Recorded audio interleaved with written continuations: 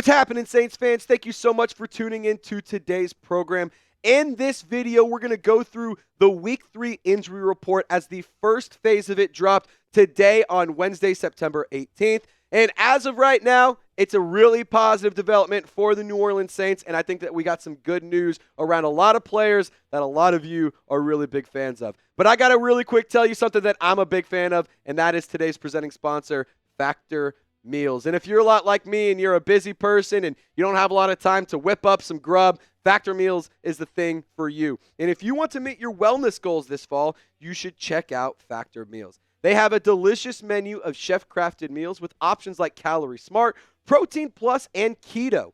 Factor's fresh, never frozen meals are dietitian approved and ready to eat in just 2 minutes. So no matter how busy you are, you'll always have time to enjoy nutritious, great tasting meals. And with 35 different meals and more than 60 add-ons to choose from every single week, you'll always have new flavors to explore.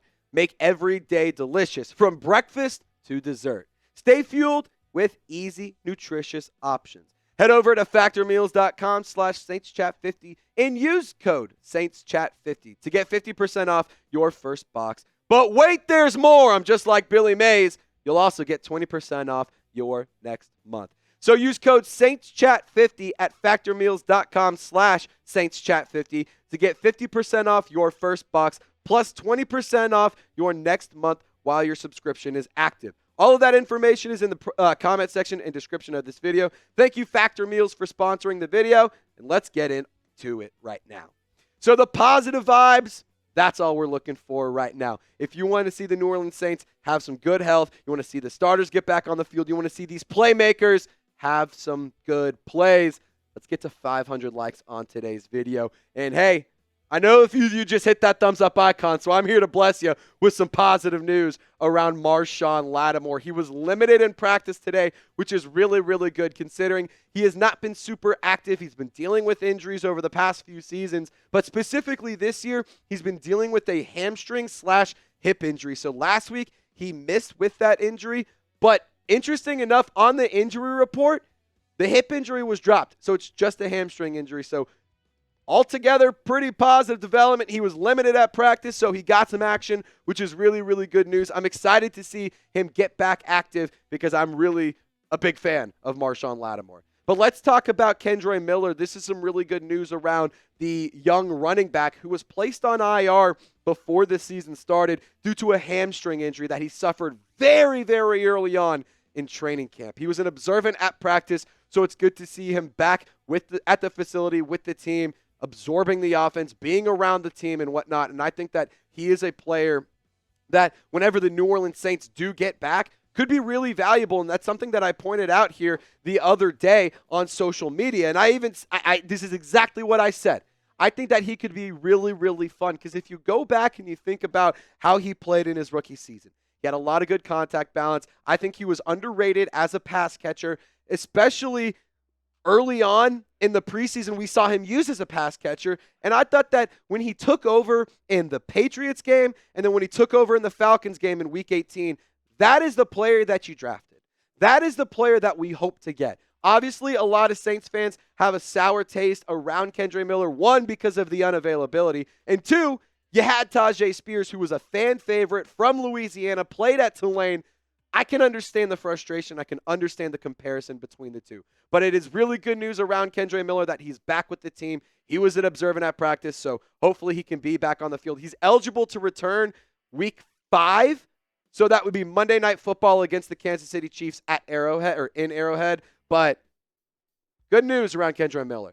Really quickly, I wanted to remind you, if you guys want to get more Saints news, more videos, live shows all throughout the week, and updates around your favorite football team, I encourage you to hit that sub button for 100% free content. We recently crossed over 32,000 subs, so I greatly appreciate you for helping us reach that Tyrann Mathieu Honey Badger milestone. Saints fans, you guys are absolute legends, and I can't wait to keep growing this channel and growing my football knowledge and your football knowledge all together around a team that we all absolutely love. Who dat, baby? Don't forget to subscribe.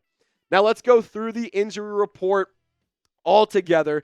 The 4 players who did not participate, Taysom Hill, Landon Young, DeMarco Jackson, and Khalen Saunders.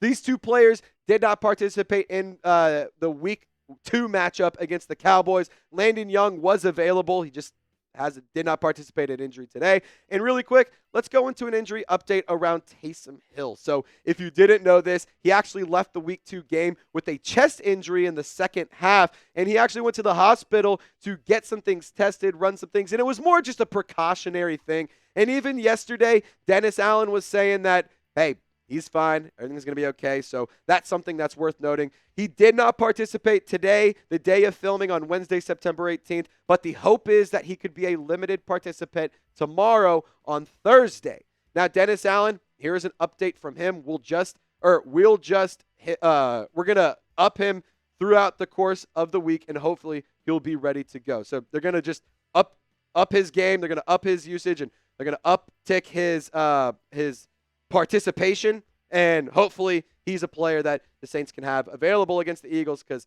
like we all know, he's a very, very big key part of the offense. Now, limited participants are as follows. We already talked about Marshon, Lattimore, but Taliese Fuaga, stuttering over myself. Taliese Fuaga, he had a back injury, did not practice once last week, and he managed to lock up Micah Parsons and DeMarcus Lawrence for 4 quarters. Looked absolutely phenomenal. You literally would not have been able to tell that he had an injury and missed practice the entire week. He was so good. Tyrann Mathieu, he was on the injury report last week with the heel injury, so he was a limited participant this week. And Cedrick Wilson, he has an abdomen injury. He was a limited participant there. So I really just want to discuss the fact that Taliese Fuaga, he looks like the part, guys. He looks like he's an absolute rock star. And I think that he's a player, whenever you dive into what he's capable of doing, he is a player who's going to be a long-term fit for the New Orleans Saints offense. And honestly, I just want to go full screen and talk about this because he's a really good player, and he's a guy that he's a good scheme fit. He's also a good just player. I think he's a good culture fit. He's going to come in, he's going to get to work, he's going to take care of business. Now, I also want to discuss A.T. Perry because the fact that Cedrick Wilson was a limited participant at practice with an abdomen injury makes me think, could we finally get to see A.T. Perry in action? He has not logged a single snap this season thus far, and he had a hand injury in week 1. He was popped up on the injury report late, was a healthy scratch in week 2. Maybe we can finally see A.T. Perry get some run. He's a player I'm really, really high on. He's a player that I like a lot, so I want to see him be available, and I'd like to see him get some run against the Eagles. And to be honest, if you're missing Cedrick Wilson, there's literally not even missing him. If he's a limited participant and he's questionable, why not just have him ready to roll? You got A.T. Perry, he's a good player, and he's a deep threat, and on top of that, he's a red zone threat nonetheless. So really quick, I just want to ask you this question. Put on your coaching visor like your Dennis Allen. Would you play A.T. Perry in week 3? It was a healthy scratch. Don't know why. Didn't really make sense to me, but in week 2, they didn't really need him. Just type start if you would play him.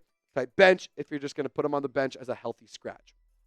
Lastly, the full participants, one of the rookie draft picks out of the University of Texas, Jaylan Ford, he is a full participant. He's been dealing with the hamstring issue. And Rashid Shaheed, he has a hip injury, but he was a full participant. So we're going to monitor him a little bit closer. But when it comes to Jaylan Ford, the scouting report on him, he was really productive at the University of Texas last year. It was a big key part in that Longhorns defense that took them all the way to the college football playoff. He's a really good tackler. He has really good instincts, and he's a smart football player, but he's pretty decent in coverage too. So I think that he's a good fit, and I think that he can learn a lot from a player like Pete Werner and Demario Davis, and I think that he is a guy that the sooner you can get him back on the field, the sooner he can contribute. And plus, he offers some linebacker depth at a position that is good, but can be a little scary if you do have some injuries.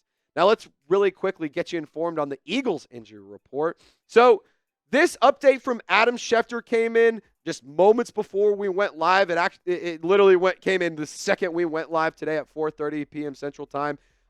So he's dealing with the hamstring injury, did not participate. That was actually an expectation that had been reported a couple of days ago that he might be out for a few weeks. Now, Johnny Wilson, the wide receiver for the Eagles, also did not participate with a hamstring injury. So just 2 things to monitor right there. The Saints, I'm not going to sit here and say, let me rephrase. What we're not going to do here is celebrate an injury. But what we are going to do here is say that the team needs to capitalize on an unfortunate situation for another team. Take advantage of your opportunity to lock down Devontae Smith and Dallas Goedert, take away some of the receiving ability, and gash this team, destroy this team. I mean, you got an opportunity to take down a quality opponent. Not only is it going to be beneficial just in the grand scheme of your schedule and your record, but this is also could have wild card implications in the off chance that maybe the Saints don't win the division. Maybe they cool down a little bit or something. So this is an important game to me. I want to see the Saints take advantage of the fact that the Eagles probably will not have A.J. Brown available. But you know what? That's the injury report for both two teams. We'll keep you guys updated all throughout the week, so don't forget to subscribe. And really quick, let me ask you this question. Who you got, Saints or Eagles? Just type S for this team right here, or type E for the Philadelphia Eagles. We're going to be screaming, cry, Eagles, cry, all day long. Who Dat Nation, sound off, and y'all stay golden. We will see you next time.